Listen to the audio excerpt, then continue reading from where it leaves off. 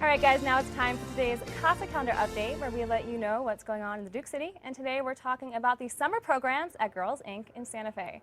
For 60 years, Girls Inc. of Santa Fe has inspired girls to be strong, smart, and bold. They provide girls throughout Santa Fe with life-changing experiences and real solutions to the unique issues girls face. Ain't that the truth?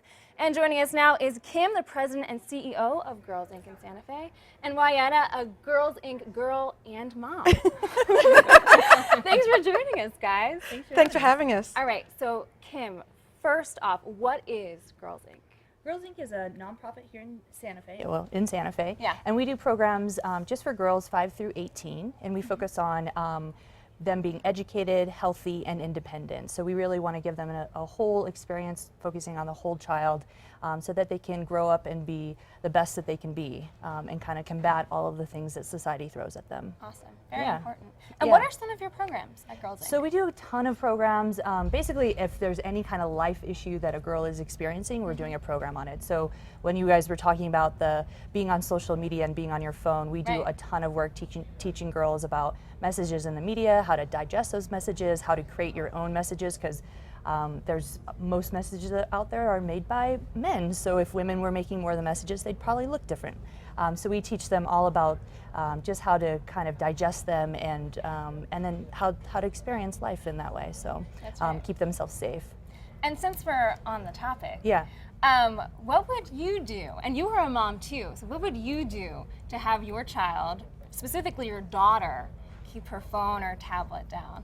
Oh, it's hard, right? We were just talking about yeah, that. because the world has just changed so much. Yeah. So it is a big piece of their life. So at Girls Inc., we actually, they're not a lot. We have girls that are teenagers or tweens, and actually 5 and 6-year-olds that have phones, and everybody turns their phones in when they get there. So we have a phone-free zone, basically, that because we all need to learn to talk with one another and actually be able to have conversations and relationships. So that's what we do at Girls Inc.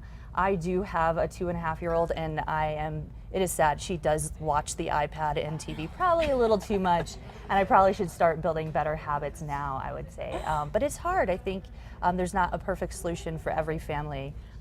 What would you say, Wayetta? I think I have a daughter who's Raven. Her name is Raven, and she's 17. When she was younger, it was easier. She used to come in the door and we have a basket by the door, so her phone would go in the basket at the door, and then there was no phone during dinner time, and then it was limited for her homework had to be done first. But as she's gotten older, I think I've gotten a little looser on it because for safety reasons, some of it's for safety reasons. She has it on more.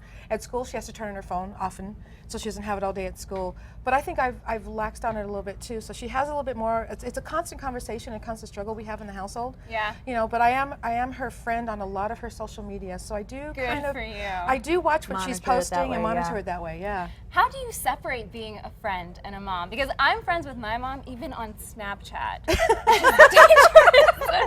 which is dangerous. So how do you do it? It's tough. You know, and I'm going to bring Girls Inc. into this.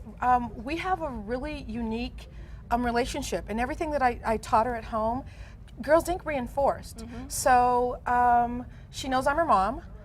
There's some things that have always been non-negotiable, but I've loosened up a little bit, you know, to give her the freedom and have her be involved in her own choices, so she's not a victim.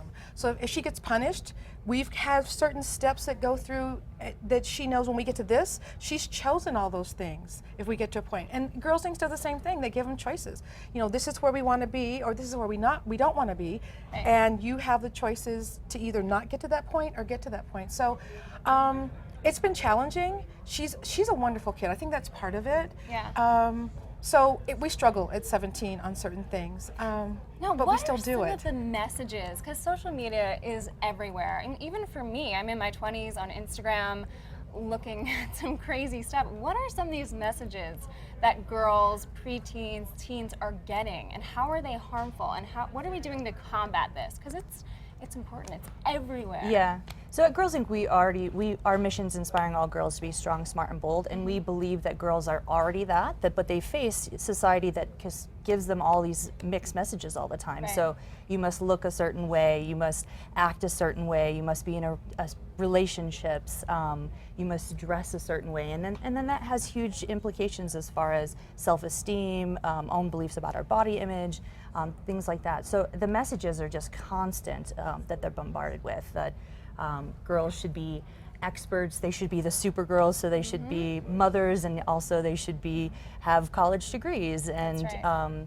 and so have a there's successful job. and have a successful And job work out. and work out and yet cook dinner. and cook dinner and yet And raise kids. and yet, but if you are successful, you also have to give up your family. So there's just all these just like mixed messages of being kind of the Supergirl dilemma is what we call it. So what we want to do is give girls all of the tools to make the best decisions for themselves. We don't want to make them for them. We want to tell them, okay, here's all your options, and this is what it's going to take if you want to choose that path. Now, what are some of the programs that you guys have? So we do, one of the biggest programs that we do is our Operation SMART program, which is science, technology, engineering, art, and math. STEM. So STEM. So yeah, we want girls to go into those careers, and really those are the highest paying fields, yet it's very small amount of women that are in those fields.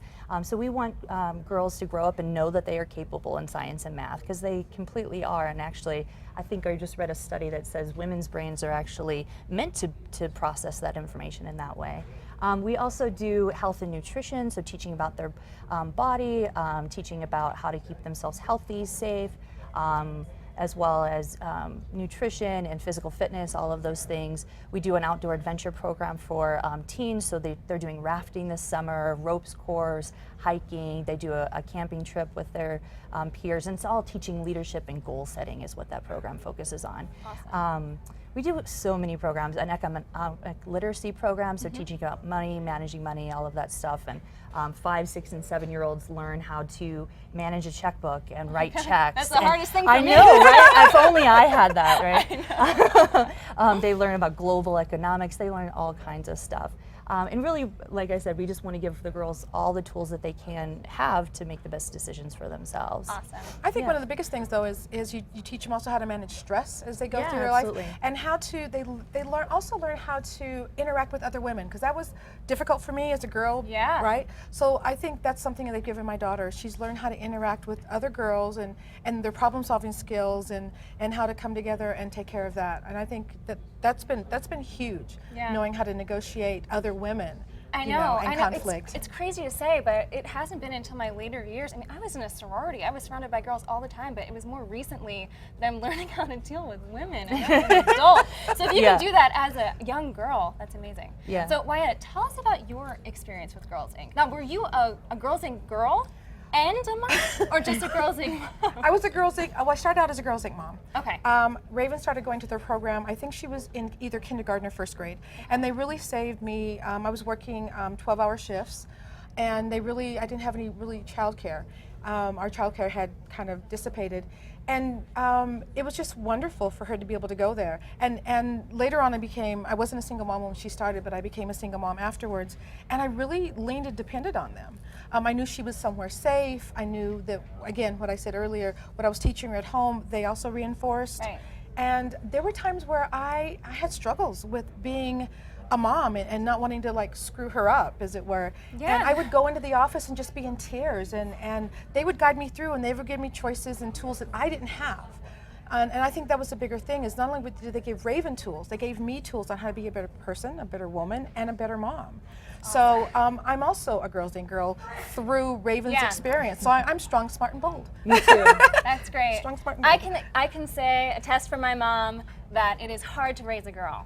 I am living proof. All right, so Kim, how do people get involved? and People in get touch involved. with you? So like Wyatt has said, we don't turn any family away due to lack ability to pay. So we want all girls to be able to enjoy our programs and come to our programs. So we raise a lot of funds to provide financial support. So right now for the summer, we're looking to raise about $40,000 to offer these girls a place to come and be safe and be exactly who they are all summer long. And really to grow up and be the best that they can be for our community. So right now we're looking for people to join us and be able to support girls in Santa Fe and give financial support. We also have volunteer opportunities if people want to call us up and come and check out a tour. So that's one of the biggest things someone can do, is come and just learn more about us. We want people to feel like their money is being used in the best way possible, and we do a great job of that. So we want people to get involved like that. Thank you guys so much for coming in. Girls Inc. sounds like an awesome program. It's Girl fun. power. It is. So for all the information of today's interview, head over to casa.com.